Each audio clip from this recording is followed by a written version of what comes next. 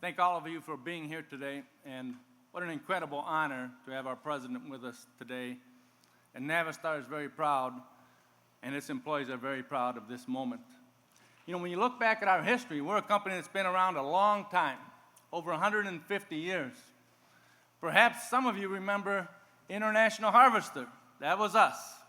Started by Cyrus McCormick. He invented the reaper. And he was known for inventing technologies. And in the 1850s, he was protecting that technology with a legal lawyer named Abraham Lincoln. Subsequent to that, of course, Mr. Lincoln took a different path. But we've been making products for a long time, in addition to those that we talked about for the reaper and other agricultural equipment. We've made school buses since 1923, diesel engines since 1933, commercial trucks since 1906. But perhaps our proudest vehicle, and you can see it in the back here, is called an MRAP. It's protecting our soldiers in Iraq and Afghanistan. And I know the president has been in that vehicle. It has saved hundreds, if not countless, number of lives. But over this period, our company has changed too. We had 116,000 employees at one time. We got down to 12,000 employees. 40,000 retirees are still on our rolls for pension and health care, and we've never missed a beat. That's our social responsibility. We have a fiscal responsibility as well to people that invest in us, so we can give them a return on their money. A social responsibility to our employees, to our retirees, to the community, like many of you are here. And we have an environmental responsibility as well. We are the first to come out with green diesel products, hybrid products. Some of those you can see in this building later. And there's one behind me here. It's an electric vehicle, the first of its kind to come to the United States. But we have a common goal with the president's office, there's no question. We have to grow. Grow our company, grow jobs. And really that's what we're for today. We are in a tough industry. You live in this area, you know what the RV industry has been like. Well, I'm going to tell you the trucking industry is about the same. It's very difficult. But that doesn't mean you can't do it. In fact, today, we have over 17,000 employees on our rolls and growing. And in December, Monaco Coach went bankrupt. And our company restarted the business in June, bringing many of you back to work and hopefully a lot more. But I don't think we've stopped with just RVs. We'd like to expand into other types of vehicles. And so now I'd like to introduce a person that's going to help us do that. And his name is Herman Wiley. Herman, can you come on up, please?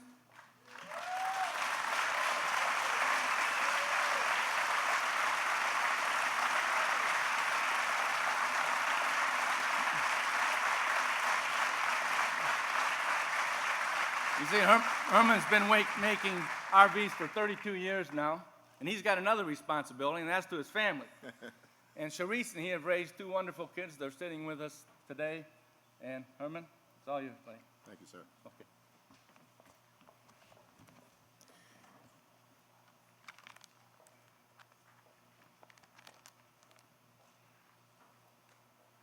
Good afternoon.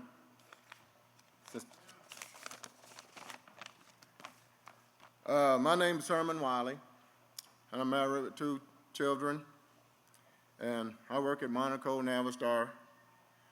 I've been with this corporation about 32 years.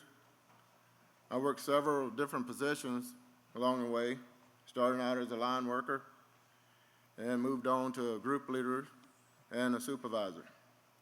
Unfortunately, I was laid off in December due to the slow economy. But in June, I was rehired back into the company as a group leader, and I have great faith that this economy will turn around, and someday we'll be producing RVs as plentiful as we have in the past. Ladies and gentlemen, it is my great pleasure to introduce to you the President of the United States, Barack Obama.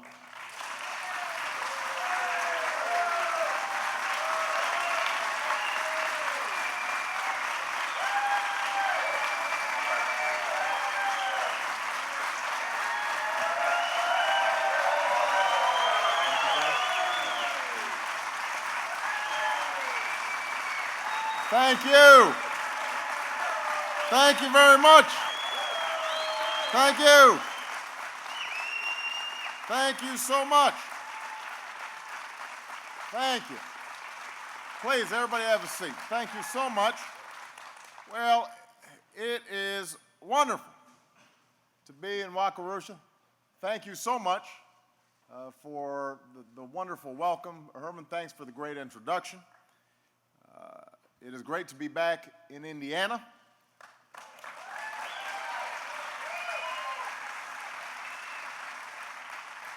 This is as close as I've gotten to home in a while.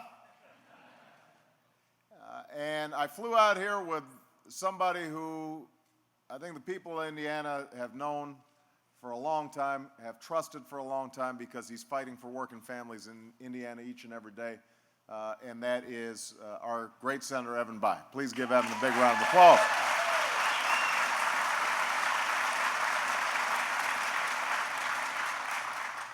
And it's nice to get out of Washington and spend some time with people who actually sent me to Washington. Too often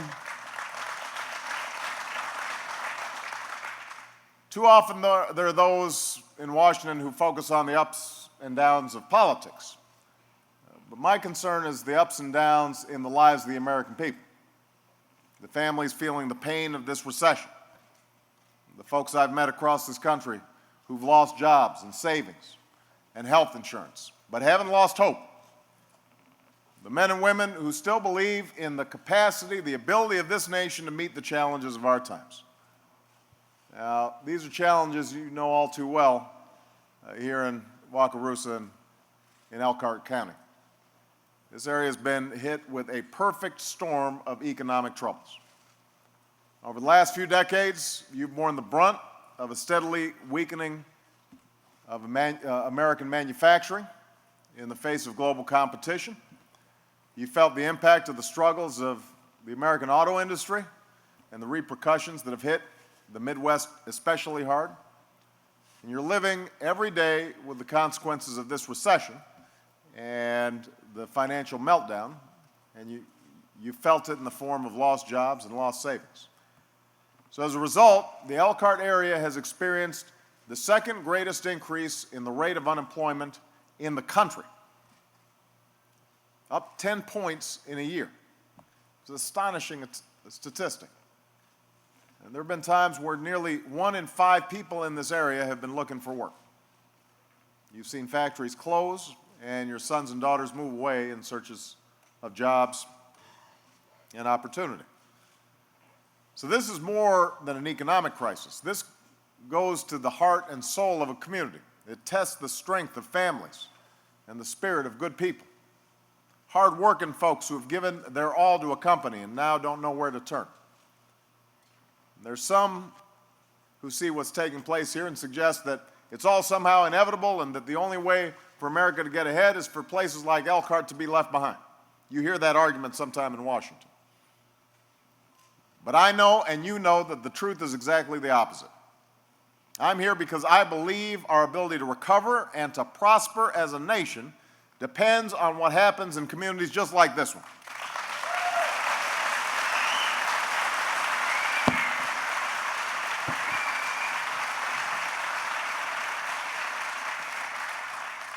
The battle for America's future will be fought and won in places like Elkhart, and Detroit, and Goshen, and Pittsburgh, South Bend, Youngstown, in cities and towns across Indiana and across the Midwest and across the country that have been the backbone of America. It will be won by making places like Elkhart what they once were and can be again, and that's centers of innovation and entrepreneurship and ingenuity and opportunity. The bustling, whirring, humming engines of American prosperity. For as the world grows more competitive, we can't afford to run the race at half strength or half speed. If we hope to lead this century like we did the last century, we have to create the conditions and the opportunities for places like Elkhart to succeed. We have to harness the potential, the innovative and creative spirit that's waiting to be awakened all across America. That's how we'll rebuild this economy stronger than before. Strong enough to compete in the global economy, strong enough to avoid the cycles of boom and bust that have wreaked so much havoc on our economy, strong enough to support the jobs of the 21st century, and strong enough to unleash prosperity for everybody, not just some. But before we can rebuild our economy for tomorrow, we have to rescue it today. Now, that's why we passed a Recovery Act less than 1 month after I took office. And we did so without any of the earmarks or pork barrel spending that's so common in Washington, D.C. And let me just talk about the so-called stimulus package or the Recovery Act, because there's been a lot of misinformation out there about the Recovery Act. Let me tell you what it is and what it's not. The plan was divided into 3 parts. 1/3 of the money has gone to tax relief for families and small businesses. 1/3 of the money is cutting people's taxes. For Americans struggling to pay rising bills with shrinking wages, we kept a campaign promise to put a middle-class tax cut in the pockets of 95% of working families. A tax cut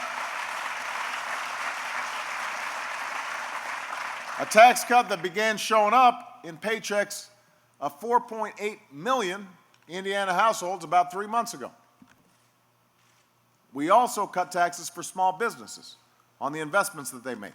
And more than 425 small businesses in Indiana have received SBA loans through the recovery package.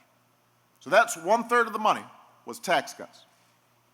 Another 1/3 of the money in the Recovery Act has been for emergency relief that is helping folks who've borne the brunt of this recession. For Americans who were laid off, we expanded unemployment benefits.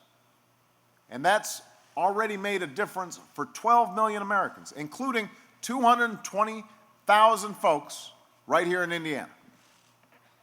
We're making health insurance 65% cheaper for families relying on COBRA while looking for work. Some of you know people who lost their jobs, were worried about losing their health care, couldn't afford COBRA. We were able to reduce their cost by 65% so they could keep their health care while they were looking for jobs. And for states facing historic budget shortfalls, we provided assistance that has saved the jobs of tens of thousands of teachers and public and police officers and other public servants so that you wouldn't see the recession get even worse. So that's the second half. First half, tax relief. Second half, support for individuals, small businesses, and states that had fallen on hard times. The last 1/3 of the Recovery Act, and that's what we're going to talk about here today, is for investments that are not only putting people back to work in the short term, but laying a new foundation for growth and prosperity in the long run. These are the jobs building the future of America, upgrading our roads and our bridges, renovating schools and hospitals. The Elkhart area has seen the benefits. Dozens were employed to resurface the runway at Elkhart Airport. A 4-mile stretch of highways being upgraded on US 33. The Hart City Health Center has received recovery dollars to expand services and hire additional staff. And as part of the recovery plan, we're making a historic commitment to innovation. The Recovery Act creates jobs, doubling our capacity to generate renewable energy, building a new smart grid that carry electricity from coast to coast, laying down broadband lines and high-speed rail lines, and providing the largest boost in basic research in history to ensure that America leads in the breakthrough discoveries of the new century, just as we led in the last. Because that's what we do best in America.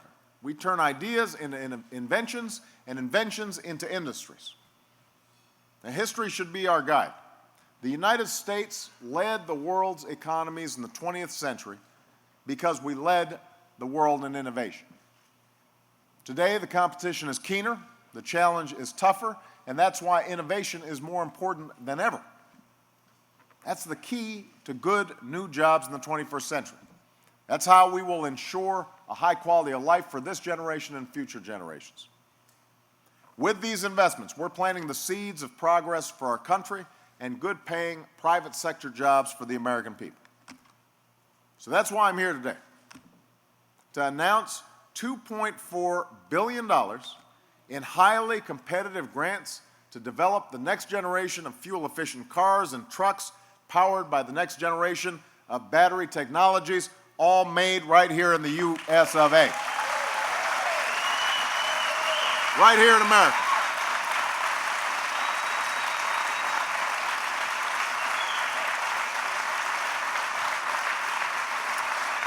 Made in America.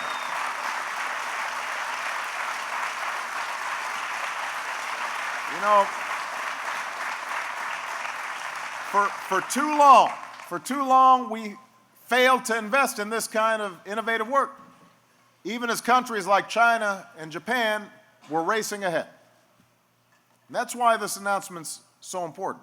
This represents the largest investment in this kind of technology in American history. See, I'm committed to a strategy that ensures America leads in the design and the deployment of the next generation of clean energy vehicles. This is not just an investment to produce vehicles today. This is an investment in our capacity to develop new technologies tomorrow. This is about creating the infrastructure of innovation. Indiana is the second largest recipient of grant funding, and it's a perfect example of what this will mean. You've got Purdue University, Notre Dame, Indiana University, and Ivy Tech, and they're all going to be receiving grant funding to develop degree and training programs for electric vehicles. That's number one. We've got Enterdell, a small business in Indianapolis that will develop batteries for hybrid and electric vehicles.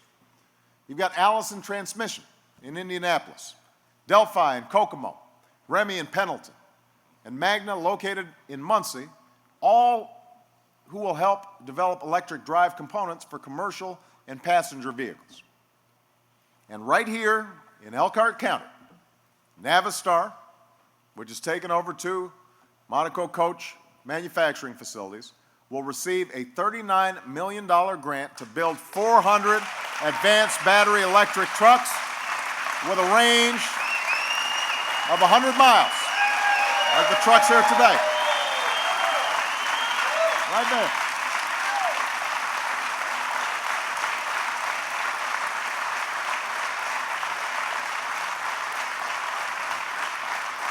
You know, just a few months ago, folks thought that these factories might be closed for good. But now they're coming back to life. You're welcome. Thank the American people. The company estimates that this investment will help create or save hundreds of jobs in the area. And already, folks like Herman are being rehired. So overall, the companies believe these investments in battery technology will save or create thousands of Hoosier jobs. And I want to point out, these thousands of jobs wouldn't be possible if it weren't for the leaders in Congress who supported the Recovery Act. Leaders like Evan Bayh and Joe Donnelly, who's here today, and Andre Carson, and Brad Ellsworth, and Peter Visclosky. And these grants will create tens of thousands of jobs all across America. In fact, today, Vice President Biden is announcing grant winners in Michigan. Members of my cabinet are fanning out across the country, announcing recipients elsewhere. We're providing the incentives to those businesses, large and small, that stand ready to help us lead a new clean energy economy by developing new technologies for new kinds of vehicles. See, I don't want to just reduce our dependence on foreign oil and then end up being dependent on their foreign innovations. I don't want to have to import a hybrid car. I want to be able to build a hybrid car here. I don't want to have to import a hybrid truck. I want to build a hybrid truck here. I don't want to have to import a windmill from someplace else. I want to build a windmill right here in Indiana.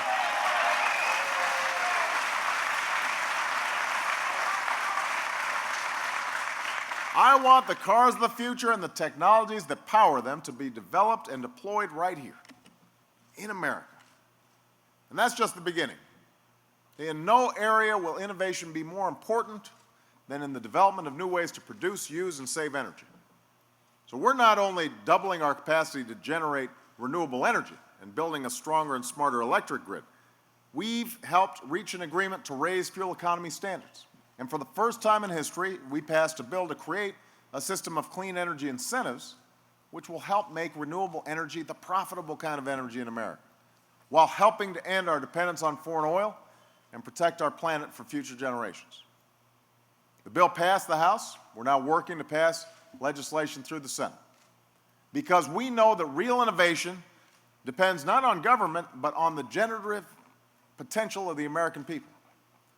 If the American people get a clear set of rules, if they know what's needed, what challenges we've got to meet, they'll figure out how to do it. In fact, that's why our budget makes the research and experimentation tax credit permanent, the R&D tax credit. This is a tax credit that helps companies afford what are sometimes very high costs in developing new ideas and new technologies and new products. And that means new jobs. This tax credit returns $2 to the economy for every $1 we spend. And for a long time, we were just trying to renew it once every year, and companies didn't know whether or not they were going to be able to get it for the next year. That's changed. We've now made it permanent. I've also proposed reducing to zero the capital gains tax for investments in small or startup businesses, because small businesses are innovative businesses. Small businesses produce 13 times more patents per employee than large companies. Of course, in order to lead in the global economy and ensure that our businesses can grow and innovate, we also have to pass health insurance reform that brings down costs.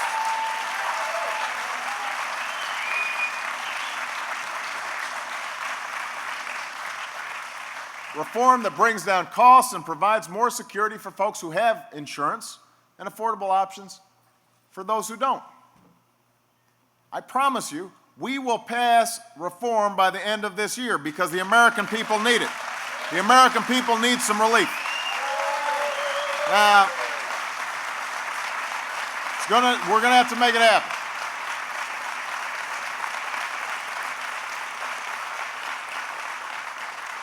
In fact, the recovery plan began the process of reform by modernizing our healthcare infrastructure. We took some long overdue steps of computerizing America's health records, which can reduce all the waste and errors that cost billions of dollars and thousands of lives while protecting patients' privacy. It's important also to know that these records hold the potential of offering patients the chance to be more active participants in the prevention and treatment of illnesses. You won't have to fill out the same form a dozen times. You won't have to rely on your memory when talking to your doctor about medical history. All those things make people healthier, but they also reduce your costs, lower your premiums, give you more security in your health care. Now, in addition to energy, in addition to health care, we also know that the nation that out-educates us today will out-compete us tomorrow. So we're making a historic commitment to strengthening and improving education from cradle through career. Right now, our schools continue to trail many of our competitors, and that's why I've challenged states to dramatically improve achievement by raising standards and modernizing science labs, upgrading curriculum, forming new partnerships to promote math and science, and improving the use of technology in the classroom. And I've set this goal. In the next decade, by 2020, America will once again have the highest proportion of college graduates in the world. We used to be number one. We will be number one again when it comes to college graduates. Now, to reach this goal, we've provided tax credits and grants to make college education more affordable. And we've made a historic commitment to community colleges, which are the unsung heroes in America's education system. America can and must have the best educated, highest skilled workforce in the world. Because if we're building new cars here in America, if we're building a new clean energy grid in America, then we're also going to need to build engineers in America, and scientists in America, and skilled technicians right here in America. So all these pieces end up fitting together. Energy and innovation, healthcare and education. These are the pillars of the new foundation that we have to build. This is how we won't just rescue the economy, but we're going to rebuild it stronger than before. Now, there are a lot of people out there who are looking to defend the status quo. There are those who want to seek political advantage. They want to oppose these efforts. Some of them caused the problems that we got now in the first place, and then suddenly they're blaming other folks for it. They don't want to be constructive. They don't want to be constructive. They just want to get in the usual political fights back and forth. And sometimes that's fed by all the cable chatter on the media. But you and I know the truth. We know that even in the hardest times, against the toughest odds, we have never surrendered. We don't give up. We don't surrender our fates to chance. We have always endured. We have worked hard, and we have fought for our future. Our parents had to fight for their future. Our grandparents had to fight for their future. That's the tradition of America. This country wasn't built just by griping and complaining. It was built by hard work and taking risks. And that's what we have to do today. So, I know these are tough times. If you haven't lost a job, you know somebody who has. Maybe a family member, a neighbor, or a friend. You know that as difficult as the financial struggle can be, the sense of loss when you lose your job, it's about more than just a paycheck. You know, we as Americans, we define ourselves by the work we do. It's a source of pride, a sense that you're contributing, that you're supporting your family, that you're doing the right thing, that you're responsible. And the truth is, it can be easy to lose hope, especially when you see a lot of folks out there who failed to meet their responsibilities, from Wall Street to Washington. It can be easy to grow cynical when you see politicians say one thing and then do another, or say one thing and then do nothing. When you've seen decades of broken promises and broken politics. But this is a rare moment in which we're called upon to rise above the failures of the past. This is a chance to restore that spirit of optimism and opportunity which has always been central to our success. We've got to set our sights higher, not lower. We've got to imagine a future in which new American cars are powered by new American innovation, a future in which cities that led the global economy before are leading it again, a brighter future for Elkhart, a brighter future for Indiana, and for the United States of America. That's what we're fighting for. That's what this plant's about. That's what you're about. That's what we're going to achieve in the weeks and months to come. So thank you very much, everybody. God bless you. God bless the United States of America. Thank you. Thank you.